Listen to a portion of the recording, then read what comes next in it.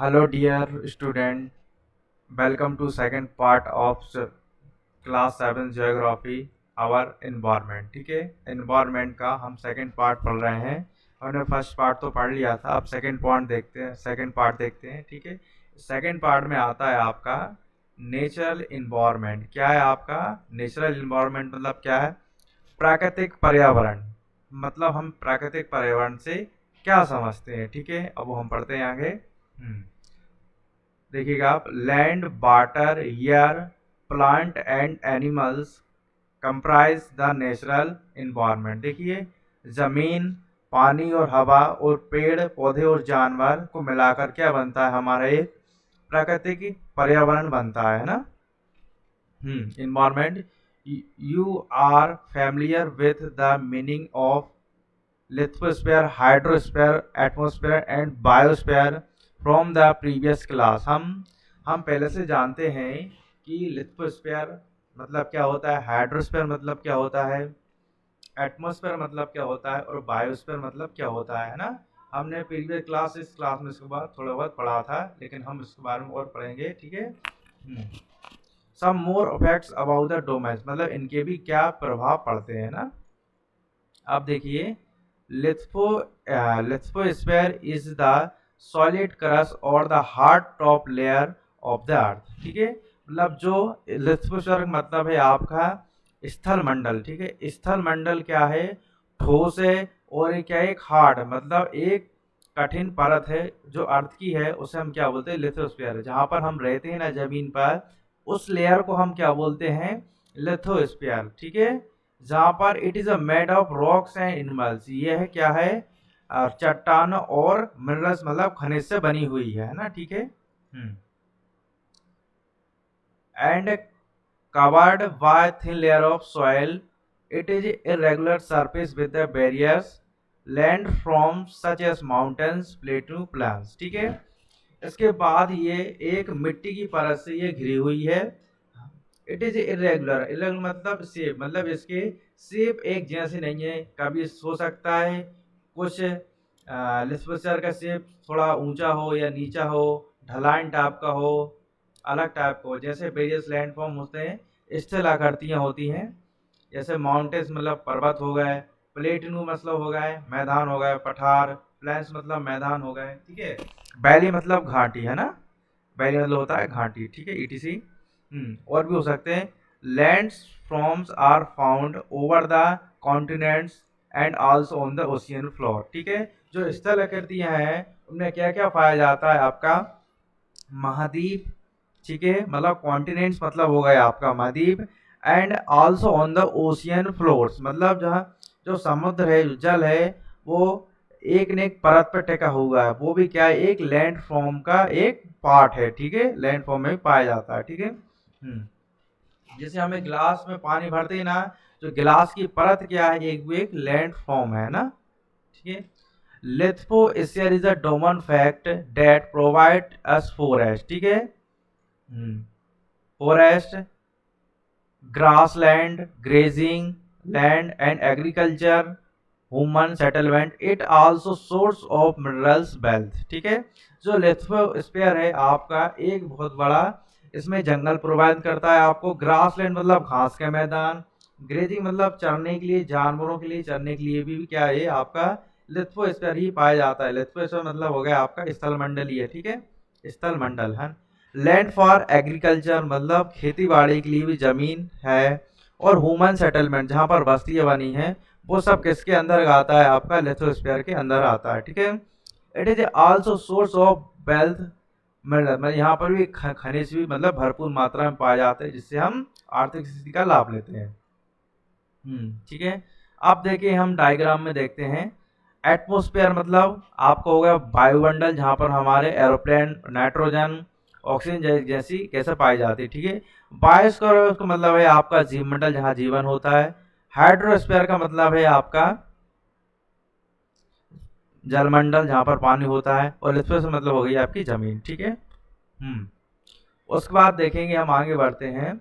The domains of water is refer to as hydrosphere, मतलब पानी की, जहां पर पानी पाया जाता है ज्यादा, और जहाँ भी पानी के स्रोत होते हैं हम उसे क्या बोलते हैं, हाइड्रोस्फीयर मतलब जलमंडल, ठीक है। It is it is comprise the various source of water and different types of water bodies like rivers, lakes, seas, ocean, etc. It is essential for all living thing organism, ठीक है। मतलब है कि इसका जो हाइड्रोस्फीयर है, हम किससे कंप्राइज करना है, मतलब हाइड्रोस्फीयर कहाँ कहाँ पाया जाता है, पानी के स्रोत कौन कौन से है, मतलब डिफरेंट टाइप्स ऑफ बॉडी मतलब विभिन्न प्रकार के शेपों में पाया जाता है, विभिन्न प्रकार की जगह, जैसे रिवर है, लैक्स हो गया, सीस हो गया, ओशियन हो गया, मतलब नदी, झीलें, समुद्र और महासागरों में सब मिलकर क्या बनता है, एक आपका एक हाइड्रोस्फीयर बनता है, ठीक है। उसके बाद है the atmosphere is the thin layer of that surrounded the earth, the gravitational force of the earth hold atmospheric around, ठीक है। एटमोस्फेयर मतलब होता है आपका वायुमंडल, वायुमंडल में जो थिन लेयर मतलब एक हवा की वायु की लेयर से बना हुआ है ना, जो पृथ्वी के आस घूमता रहता है। The gravitational force of the earth hold the atmosphere around, मतलब जो गुरुत्वाकर्षण तत्व मतलब फोर्स है, मतलब ग्रेविटेशनल फोर्स मतलब पृथ्वी के अंदर एक ऐसा फोर्स है जो हर चीज को अपनी तरफ खींचती है। तो एटमॉस्फेयर है ना, वो पृथ्वी पर खिंच जाता है, क्योंकि due to the reason of gravitational force के कारण वो धरती पर खिंचाव होता है ना। उसके बाद देखते हैं इट प्रोटेक्ट्स अस, मतलब ये हमें बचाता है। It protects from the harmful rays and scorching heat of the sun, ठीक है। मतलब ये सूर्य से आने वाली किरणें और scorching of the heat of the sun, मतलब चिड़चिड़ाने वाली सूर्य की किरणें से हमें बचाता है ना, एटमॉस्फेयर हमें इन चीजों से बचाता है ना। It is consist number of gases, dust, water, vapour. It is consist of number of gases, dust and water, vapour. ये भी क्या है, हमें इसमें गैसेस पाई जाती, धूल, वाटर मतलब बाष्पीकरण वाली भी, सभी ये क्रिया हमें किसमें पाई जाती हैं, आपको एटमॉस्फेयर में, ठीक है। The change in atmosphere product change in weather and climate. अगर एटमोस्फेयर में चेंज होता है तो समझ लेना उसमें वेदर मतलब आपको, वेदर मतलब होगा है आपका क्लाइमेट मतलब जलवायु, वेदर मतलब आपका मौसम में चेंज हो जाता है, ठीक है। Plant and animal together they make kingdom biosphere और living world. It is a narrow zone of earth where land water interact with each other to the support life, ठीक है। मतलब जानवर और पशु पक्षी मिलकर एक क्या बनाते हैं, आपको एक बायोस्फीयर मतलब जीवन मंडल मतलब जीव मंडल बनाते हैं। और लिविंग बर्ड्स मतलब जहाँ पर की जानवर होती है ना, लिविंग बर्ड्स मतलब होते हैं जहाँ पर लोग निवास करते हैं ना। It is a narrow zone of the अर्थ, मतलब ये पृथ्वी के एक छोटा नैरो जोन है जहाँ पर लैंड मतलब जमीन, पानी और एयर आपस में इंटरेक्ट करते हैं, मतलब एक दूसरे के काम आते हैं और हमें जीवन को प्रदान करते हो, हमें जीवन में प्रदान करते हैं, ठीक है। उसके बाद है व्हाट इज इकोसिस्टम, मतलब इकोसिस्टम का हिंदी मतलब होता है परितंत्र, मतलब परितंत्र क्या है, हाँ परितंत्र की हम, ठीक है। अब परितंत्र की डेफिनेशन देख लेते हैं यहाँ पर हम। Ecosystem it is A system formed by the interaction of all living organisations with each other and with the physical and chemical factory of the environment in the which they live, all the linked by transfer of the natural and material। मतलब ecosystem का मतलब है it is a system formed by the interaction of living organism with each other, मतलब जो environment में रहने वाले सभी चीज हैं वो फिजिकल और केमिकल फैक्टर, फिजिकल मतलब होगा आपके पहाड़, केमिकल मतलब जो चेंजेस होते हैं इन्वायरमेंट में, उस सब को मिलकर क्या बनता है आपके इन्वायरमेंट, और जहाँ पर लोग रहते हैं उस सब को मिलकर क्या कह देते हैं हम, इकोसिस्टम कह देते हैं, ठीक है। इन्वायरमेंट और ह्यूमन और एटमोसफेयर मिलाकर क्या बनता है आपके एक क्या बनता है, इकोसिस्टम बनता है, ठीक है। सिस्टम के बारे में पढ़ेंगे थोड़ा, ठीक है। At NCC camp that Ravi class was attending, JC explained, मतलब एनसीसी क्लास चल रही थी, रवि उसको अटेंड कर रहा था, जेसी मतलब एक्सक्लेंट मतलब what have you done for, मतलब ये जब जेसी है उसकी क्लासमेट वो कह रही थी आश्चर्य से, मतलब कि ये मूसलाधार बारिश क्या है ना। It reminds me my home in Kerala, जब उसे याद आया कि मेरा घर केरला केरला में है। You see it come and how it pours over the lush green fields and coconut plantation. ठीक है, तो वो कह रही है कि इट्स मेंट मी कि तुम जब मेरे घर आओगे तो देखोगे कि मेरे केरला में क्या है, बारिश होती ज़्यादा, वहाँ पर ग्रीन ग्रीन फील्ड मतलब हरे भरे घास के मैदान भरे होते हैं।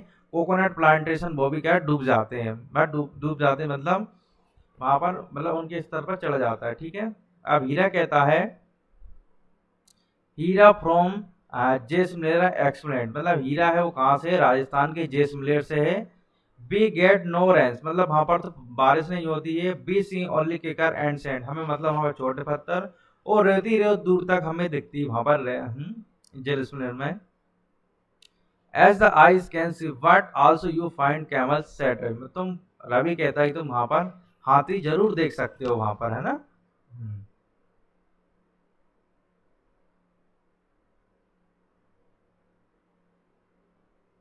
उसके बाद है, उसके बाद कहता है हीरा से, just not camels, if you visit our desert you will be see snake lizard and insect. ठीक है, हीरा कहता है उससे, रवि से कि तुम वहाँ पर रेगिस्तान में कैमल नहीं देखोगे, अगर तुम राजस्थान आते हो या डेजर्ट आते हो, ठीक है, रेगिस्तान में तुम सांप छिपकली और छोटे छोटे जीव जंतु भी देखोगे। ठीक है, रवि वॉन्डर्ड, हाँ क्यों नहीं, रवि आश्चर्य हुआ, why do animal also vegetation and way people live very from place to place, मतलब कि जानवर और वनस्पतियां पीपल लिव अलग अलग क्यों रहते हैं प्लेस टू प्लेस, मतलब एक दूसरे स्थान पर क्यों रहते हैं, और ये इनका आपस में क्या संबंधित है, जानवर और वनस्पतियों का आपस में संबंध क्या है, और वो साथ रहते क्यों है। तो टीचर रिप्लाई रहता O S very so, this teacher reply. ठीक है, अब क्या है, all plants and animal human being depend on their immediate surrounding, often they are also interdependent on each other. The relation between the living organism as well as the relation between the organism their surrounding from an ecosystem.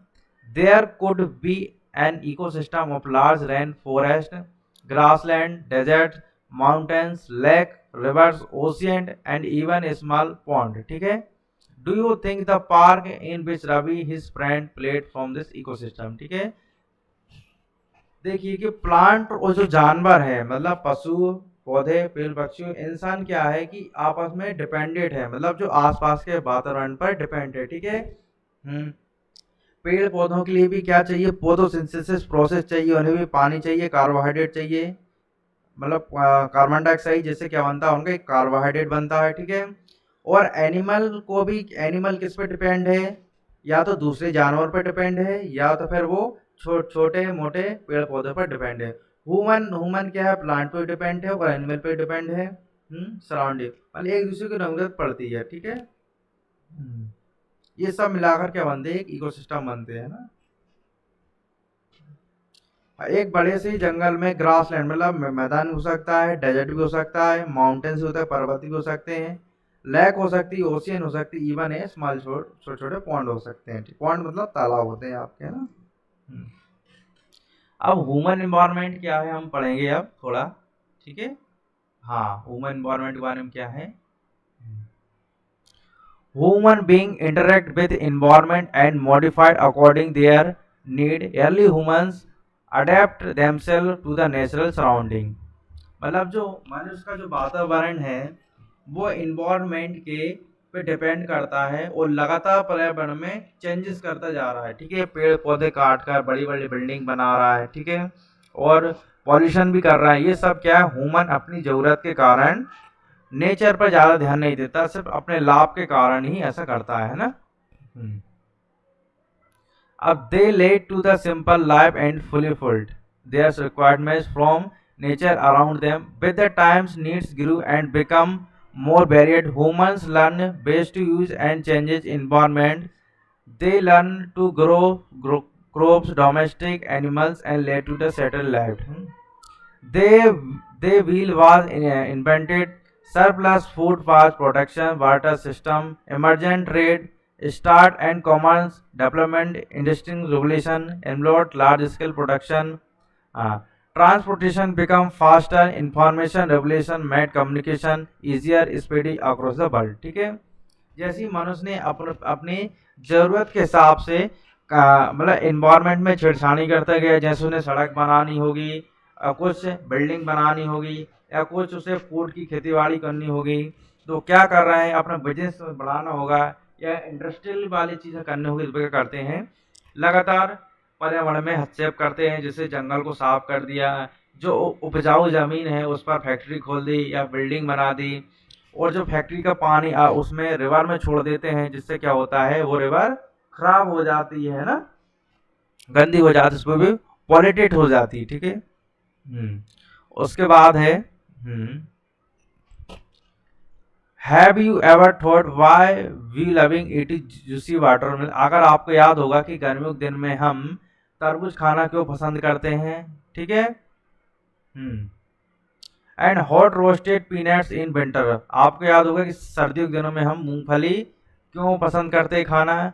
A perfect balance is necessary between the natural and human environment. हमको क्या है कि natural प्राकृतिक और मनुष्य का वातावरण में हमें बैलेंस बनाने की जरूरत पड़ती है, इसलिए हम ऐसा करते हैं। ठीक है, human must learn to live as their environment in harmonious way. मतलब ह्यूमन को यार जहाँ वो परिवेश में रहता है, एक मतलब समुदाय में रहता है, उसका सामुदायिक मतलब अच्छा होना चाहिए, एनवायरनमेंट को हानिकारक नहीं पहुंचाना चाहिए। ठीक है, अब Noori a girl from Mizoram, Ravi from Ravi class open tax open the lush green surrounding of her place. ठीक है, नूरी है जो मिजोरम से, वो भी रवि की क्लासमेट है, वो उससे बात कर रही है ग्रीन मतलब हरे पेड़ पौधे लस में अच्छे से बने हैं, सराउंडिंग ऑफ हर प्लेस। ठीक है, since Ravi upset a having lost of ground.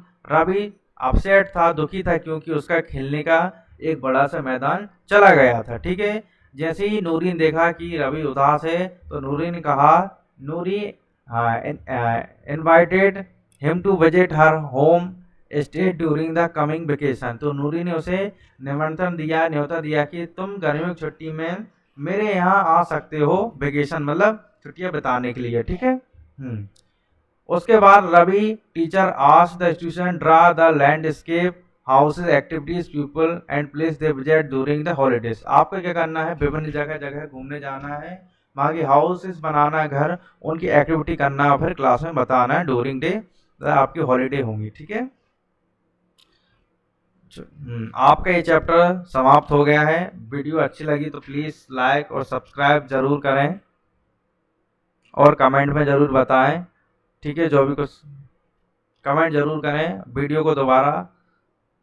Thank you very much.